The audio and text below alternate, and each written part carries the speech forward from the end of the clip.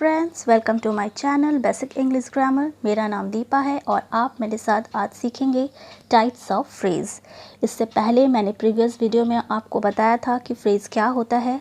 अगर आप मेरे इस वीडियो को फर्स्ट टाइम देख रहे हैं तो आप डिस्क्रिप्शन बॉक्स में जाकर मेरे प्रीवियस वीडियो को चेक कर सकते हैं। तो चलिए शुरू करते हैं।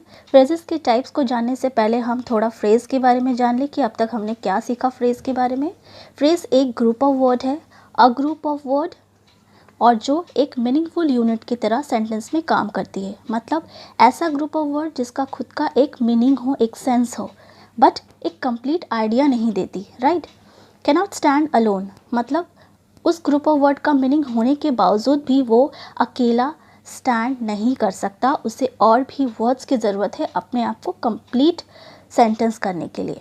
और जिसका वजह यही है कि एक ग्रुप ऑफ वर्ड में, मतलब एक फ्रेज़ में, कोई सब्जेक्ट वर्ब का कॉम्बिनेशन नहीं होता। ठीक है। और फ्रेज़ क्या काम करती है? एक पार्ट ऑफ स्पीच की तरह काम करती है एक सेंटेंस में। मतलब एक सेंटेंस में एक फ्रेज़ नाउन की तरह, वर्ब, एडजेक्टिव, एडवर्ब या प्रेपोजिशन किसी भी तरीके का पार्ट ऑफ स्पीच की तरह काम कर। अब एग्जाम्पल को देखिए।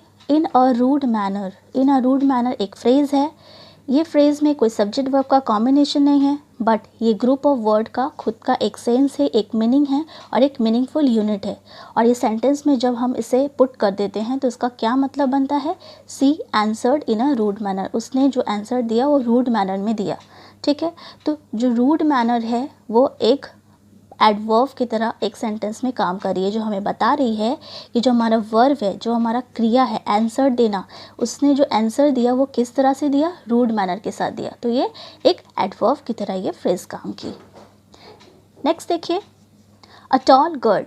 अ टॉल गर्ल एक फ्रेज़ है जिसमें सब्जेक्ट वर्ब का कॉम्बिनेशन नहीं है, बट ये एक मीनिंगफुल यूनिट है। इसका खुद का एक मतलब है जो हमें बता रही है कि एक लंबी लड़की के बारे में बात हो रही है।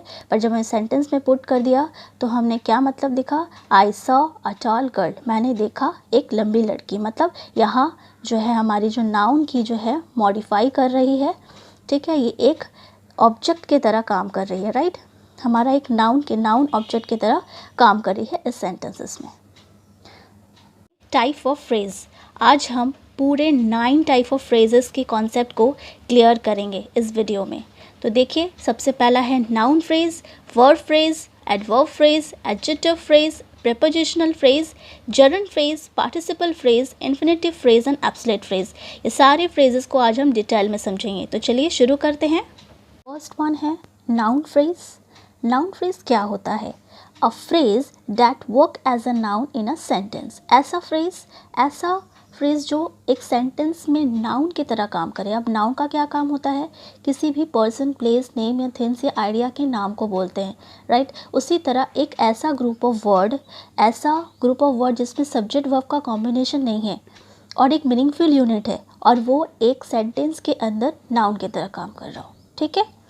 नेक्स्ट है, it consist of a noun and other related words, usually modifier और डिटरमाइनर। अब जो नाउन फ्रेज है वो बनती कैसे है? नाउन फ्रेज हमेशा एक नाउन के साथ बनती है। नाउन के साथ मॉडिफायर या डिटरमाइनर को यूज़ करके हम नाउन फ्रेजेस को तैयार करते हैं जो हमारे नाउन को मॉडिफाई करता है। ठीक है। अब एक नाउन फ्रेज सब्जेक्ट या ऑब्जेक्ट दोनों में ही हो सकता है। चलिए देखते हैं नाउन फ्रेज का स्ट्रक्चर कैसा होता है। Determiner plus noun plus modifier. मतलब डिटरमाइनर यहाँ आर्टिकल का इस्तेमाल करते हैं, ए, एम, द। ठीक है। फिर हमारा नाउन, देन मॉडिफायर। मॉडिफायर का मतलब होता है डिस्क्रिप्शन देना, हमारे नाउन को जो डिस्क्राइब करे, जो इन्फॉर्मेशन दे, और उसी को हम मॉडिफायर बोलेंगे। जो एक्चुअली में एडजेक्टिव या एडवर्ब जो होता है वो नॉर्मली मॉडिफायर होता है। ठीक है। तो एक फ्रेज देखते हैं। The boy with brown here is laughing. The है डिटरमाइनर, हमारा जो आर्टिकल है, बॉय हमारा नाउन है, और फिर बाकी जो रिमेनिंग वर्ड है जो हमारे नाउन को मॉडिफाई कर रहा है। राइट। हमारे बॉय को मॉडिफाई कर रहा है, दैट इज़ मॉडिफायर। तो ये पूरे जो फ्रेज है वो एक नाउन की तरह काम कर रही है पूरे सेंटेंस में, जो हमें बता रही है कि जो काम करने वाला, जो हमारा वर्ब करने वाला, जो डूअर ऑफ द एक्शन है वो एक लड़का है जिसकी बाल ब्राउन है। फिर नाउन फ्रेज के स्ट्रक्चर को देखिए। नाउन फ्रेज कैसे बनती है? Determiner plus noun plus modifier. Determiner यहाँ आर्टिकल होता है ए, एम, द, उसे डिटरमाइनर कहते हैं। फिर नाउन और फिर मॉडिफायर का इस्तेमाल करके भी हम नाउन फ्रेज को रेडी कर सकते हैं। देखिए इस सेंटेंसेस को। The boy with brown here is laughing. लड़का जिसके बाल ब्राउन हैं, भूरे हैं, वो हंस रहा है। यहाँ the boy with brown hair हमारा फ्रेज़ है जिसमें सब्जेक्ट तो है पर वर्ब नहीं है, और ये एक मीनिंगफुल यूनिट है। ठीक है, अब देखिए ये नाउन की तरह कैसे काम करती है। इसमें डिटरमाइनर है, द हमारा डिटरमाइनर है, ठीक है, डी। बॉय हमारा नाउन है, और बाकी के जो वर्ड है वो एक एडजेक्टिव है, एक मॉडिफायर है जो हमारे नाउन को मॉडिफाई कर रहा है, और ये पूरे सेंटेंसेस के अंदर एक नाउन सब्जेक्ट की तरह काम कर रहा है। देखिए the boy with brown here is laughing, जो बता रही है कि हमारा डूअर ऑफ द एक्शन एक नाउन है जिसके बाल भूरे हैं।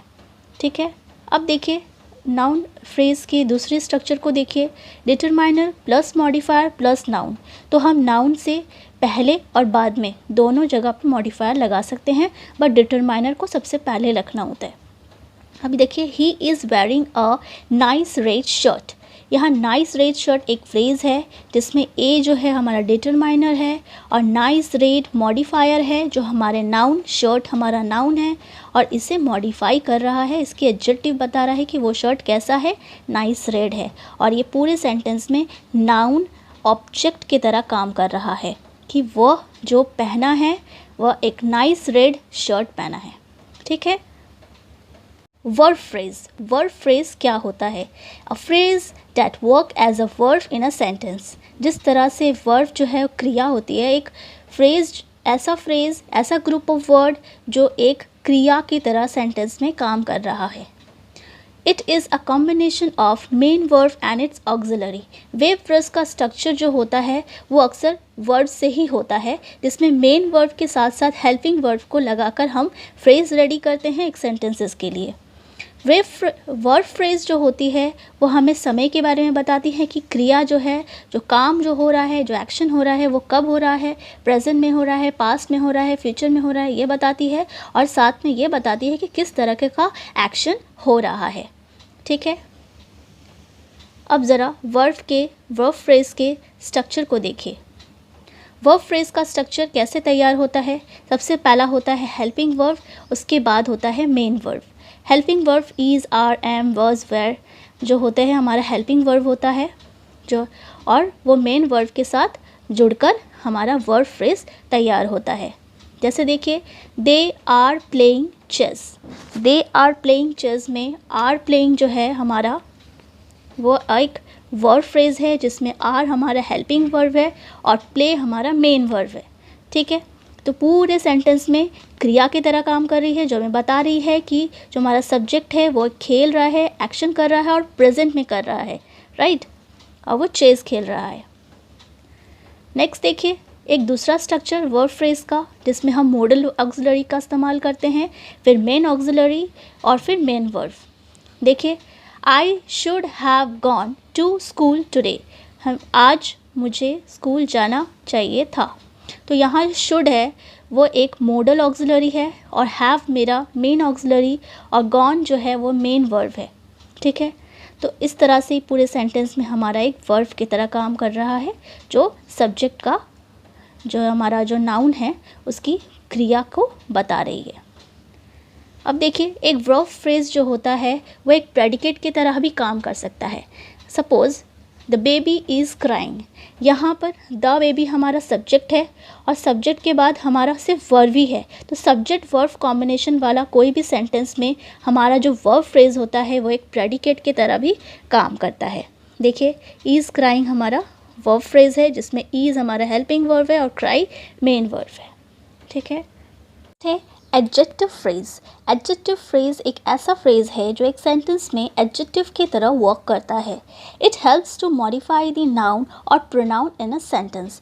ये एडजेक्टिव फ्रेज जो होता है हमारे नाउन या प्रोनाउन जो सेंटेंस में होते हैं उसे मॉडिफाई करने के लिए होता है। एग्जाम्पल्स को देखिए। She wears a hat which is made of wool. Made of wool एक एडजेक्टिव फ्रेज है जो हमारे नाउन को, हमारा ऑब्जेक्ट नाउन को मॉडिफाई कर रही है कि वो हैट कैसा है, ऊल से बना हुआ है। The girl in the red shirt is my little sister. In the red shirt एक एडजेक्टिव फ्रेज है जो हमारे नाउन को मॉडिफाई कर रही है, हमारा नाउन सब्जेक्ट को मॉडिफाई कर रही है कि वो लड़की जो रेड शर्ट पहनी हुई है वो मेरी लिटिल सिस्टर है। ठीक है। Adverb phrase.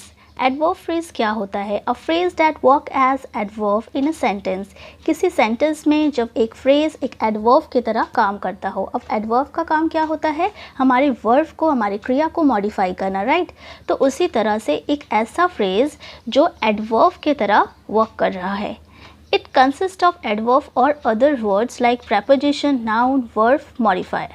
मतलब एक एडवर्ब फ्रेज हमेशा उसमें एक एडवर्ब ज़रूर होगा और साथ में कोई अदर वर्ड्स भी हो सकता है उस वर्ब को मॉडिफाई करने के लिए। ओके, एग्जाम्पल्स को देखिए।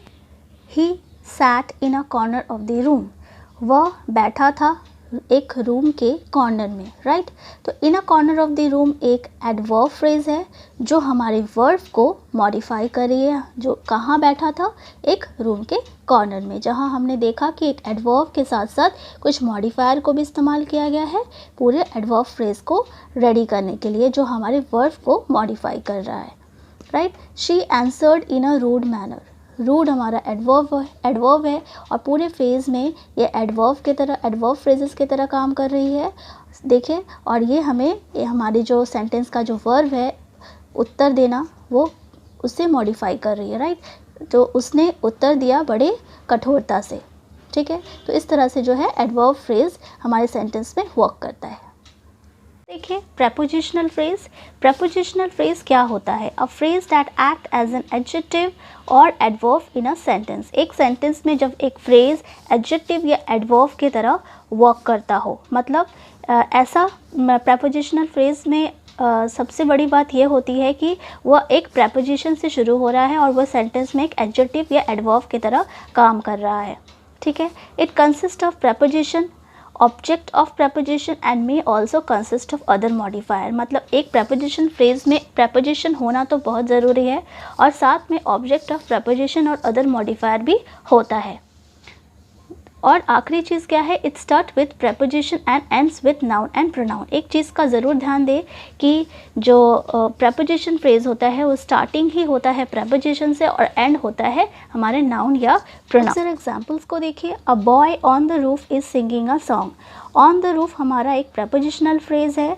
देखिए, यहाँ ऑन हमने प्रेपोजिशन लगाया हुआ है और द रूफ हमारा ऑब्जेक्ट ऑफ प्रेपोजिशन है। ठीक है, क्योंकि रूफ के ऊपर खड़ा है, राइट। और ये पूरा जो है ये किसे मॉडिफाई कर रही है? हमारे जो सेंटेंस का जो नाउन है उसे मॉडिफाई कर रही है। ये एक एडजेक्टिव की तरह काम कर रही है इस सेंटेंसेस में, जो बता रही है कि जो लड़का है वो रूफ के ऊपर जो खड़ा है वह गाना गा रहा है। She is shouting in a loud voice. वह चिल्ला रही है बड़े ज़ोर से। तो जो इन अ लाउड वॉइस जो है हमारा एक प्रेपोजिशनल फ्रेज है। देखिए, यहाँ शुरुआत में हमने प्रेपोजिशन लगाया है और वॉइस जो है हमारा एक नाउन है। ठीक है। तो ये पूरी चीज़ जो है वो क्या कर रही है? हमारे वर्ब को मॉडिफाई कर रही है। मतलब ये एक एडवर्ब की तरह काम कर रही है, राइट। तो इस तरह से जो है प्रेपोजिशन फ्रेज। जरंड फ्रेज। जरंड फ्रेज क्या होता है, इसे जानने से पहले हम जान लें कि जरंड क्या होता है। जरंड एक नॉन फिनाइट वर्ब है। अब ज़रा देखिए, एक नॉन फिनाइट वर्ब क्या होती है? एक नॉन फिनाइट वर्ब एक्चुअली में एक सेंटेंस में ना वर्ब की तरह बिल्कुल काम नहीं करती। Rather it's work like noun, adjective and adverb. ठीक है। और नॉन फिनाइट वर्ब का सबसे इम्पॉर्टेंट खासियत ये होता है कि वो एक सब्जेक्ट या टेंस के अकॉर्डिंग चेंज नहीं होता। ठीक है। ज़रा एग्जाम्पल्स देखिए, सब्जेक्ट और टेंस। एज पर सब्जेक्ट देखिए, he likes cooking food. She likes cooking food. देखिए, यहाँ मैंने सब्जेक्ट में ही लगाया और यहाँ सब्जेक्ट में मैंने शी लगाया।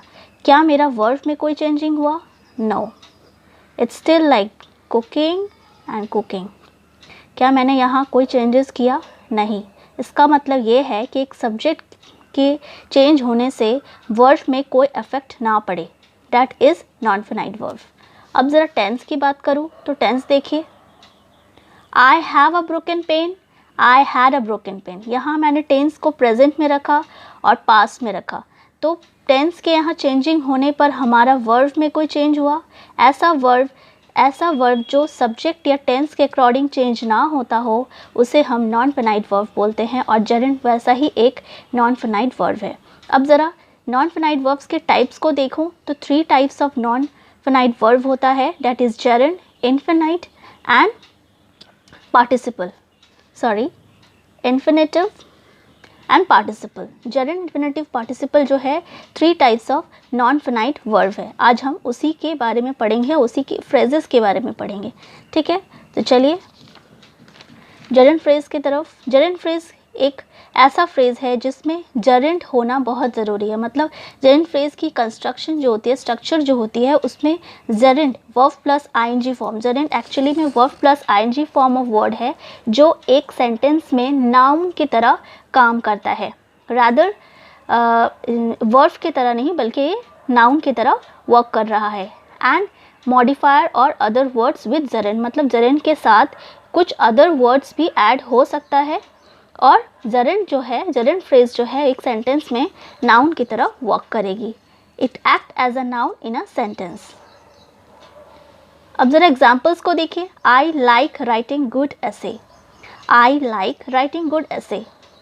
तो यहाँ पर जो है हमारा जो राइटिंग है, अगर मैं पास्ट में भी लिखूँ आई लाइक्ड राइटिंग गुड ऐसे, तो भी ये राइटिंग जो है चेंज नहीं होता, क्योंकि राइटिंग हमारा वर्ब प्लस आईएनजी फॉर्म है और यह एक जेरेंट है। क्यों जेरेंट है? क्योंकि वर्ब प्लस आईएनजी फॉर्म एक नाउन की तरह काम कर रही है इस सेंटेंस में, जो हमें बता रही है कि वह क्या पसंद करता है, एक अच्छे निबंध लिखना, राइट। ये तो पूरा चीज़ एक नाउन की तरह वर्क कर रहा है। मतलब जेरेंट एक्चुअली में सेंटेंस में एक नाउन की तरह काम करता है, और जेरेंट फ्रेज भी एक सेंटेंस में एक नाउन की तरह वर्क करता है।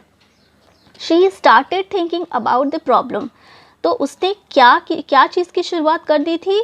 सोचना, मतलब प्रॉब्लम्स को सोचना। थिंकिंग अबाउट द प्रॉब्लम, तो हमारा आइडिया को नेमिंग कर रहा है, मतलब ये नाउन है एक, ठीक है।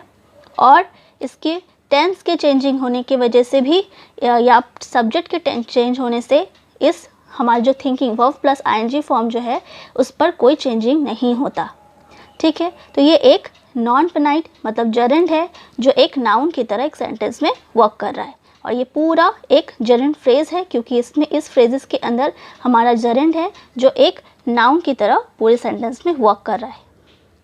देखिए इन्फिनेटिव फ्रेज। इन्फिनेटिव फ्रेज जैसा कि मैंने आपको बोला, ये एक नॉन फिनाइट वर्ब है और ये सब्जेक्ट या टेंस के अकॉर्डिंग चेंज नहीं होता। इन्फिनेटिव का सबसे बड़ा खासियत क्या है कि आप कैसे पहचानेंगे कि एक इन्फिनेटिव है? तो आप देख लीजिए कि इन्फिनेटिव वर्ब जो होता है 2 प्लस वर्ब फॉर्म को बोलते हैं। 2 प्लस वर्ब फॉर्म वर्ड जो होता है वह एक इन्फिनेटिव होता है, और 2 प्लस वर्ब फॉर्म वर्ड एक सेंटेंस में एडजेक्टिव, एडवर्ब या नाउन की तरह वर्क करती है।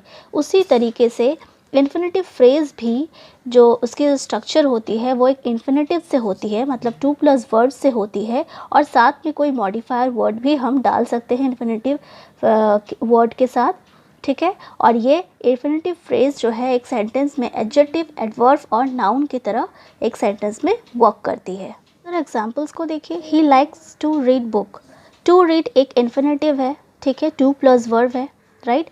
और ये इन्फिनेटिव एक टेंस या सब्जेक्ट के अकॉर्डिंग नहीं चेंज होता। अगर मैं बात करूँ सी लाइक्स टू रीड बुक, अगर मैं सब्जेक्ट चेंज कर लूँ तो भी टू रीड चेंज नहीं होने वाला, और अगर मैं इस प्रेजेंट को पास्ट में या फ्यूचर में कर दूँ तो भी टू रीड चेंज नहीं होगा। इसका मतलब ये एक नॉन फिनाइट वर्ब है। अब ध्यान से देखिए कि ये सेंटेंस में एक किस तरह से वर्क कर रहा है। ये एक सेंटेंस में नाउन की तरह वर्क कर रहा है। क्यों? क्योंकि ये हमें एक आइडिया को नेमिंग कर रहा है। ही लाइक्स, वो पसंद करता है। क्या पसंद करता है? वह एक आइडिया है, नाम है, नेमिंग कर रहा है कि उसे रीड करना, बुक्स को रीड करना पसंद करता है। इसका मतलब ये सेंटेंस में एक नाउन की तरह वर्क कर रहा है। नेक्स्ट देखिए, to earn money is a desire of everyone.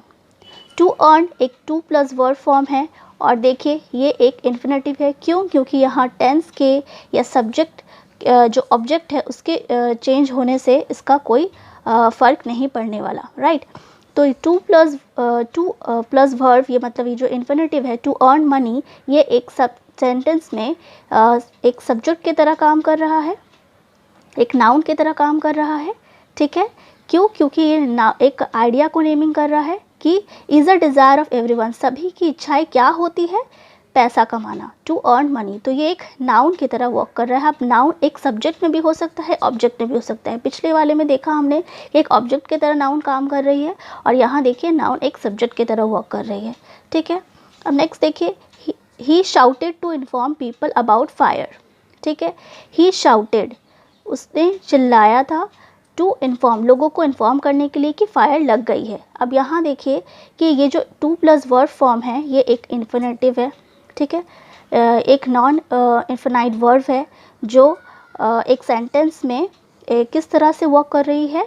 ये एडवर्ब की तरह काम कर रही है, क्योंकि ये हमें क्रिया की को मॉडिफाई कर रही है। हमारा क्रिया क्या है? शाउटेड, वर्ब हमारा है, और ये वर्ब को जो है मॉडिफाई कर रही है कि वो शाउट कर रहा है किस चीज़ के लिए? To inform people about fire, ठीक है। अब नेक्स्ट देखिए, he made a plan to buy car, उसने प्लान बनाया, क्या चीज़ का प्लान बनाया? To buy a car.